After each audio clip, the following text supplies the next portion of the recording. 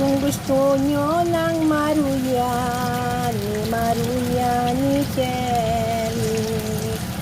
O ang maruya kay sarap-sarap ni Maruya, ruya.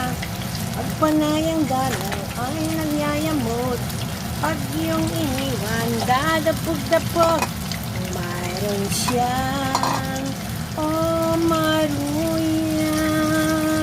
Bago tayo maligo, magluto muna ng maruya. Maruya. Sinong may gusto ng aking maruya? Maruya. Ayan mga guys, sino may gusto ng aking maruya at ito'y patitikman ko. Kalambot na, kasarap-sarap pa. Kasarap ng aking maruya. Ang ginamit kong banana ay walang iba kundi ang lakatan. At hindi ako gumagamit ng maruya na saba. Kasi nga, wala naman akong saba. So, kung anong saging ang binili ko dyan lang sa baba. Ito ng aking maruya. Kasarap-sarap ng aking maruya. Maruya, irog ko. Nandito lang ang aking maruya. Kung sinong may gusto, halina't kayo't bibigyan ko.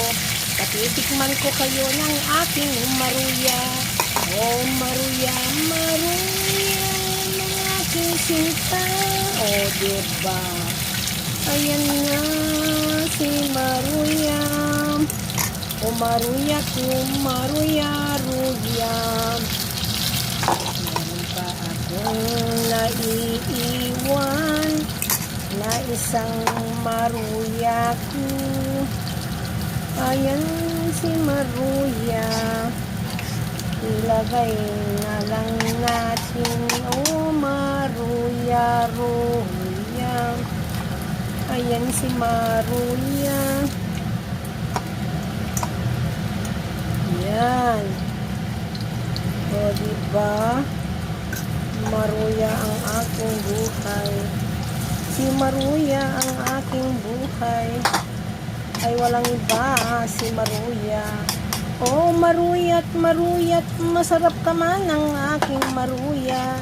Kung nandito pa lang, ito ay aking bibigyan. Maruya ng aking buhay. Ang aking buhay na maruya. Masarap man ito kasi ito'y na ang aking lunch. Di na ko nagluto ng aking pagkain. Dahil tinamad si Inday, wala akong makitang ulam. At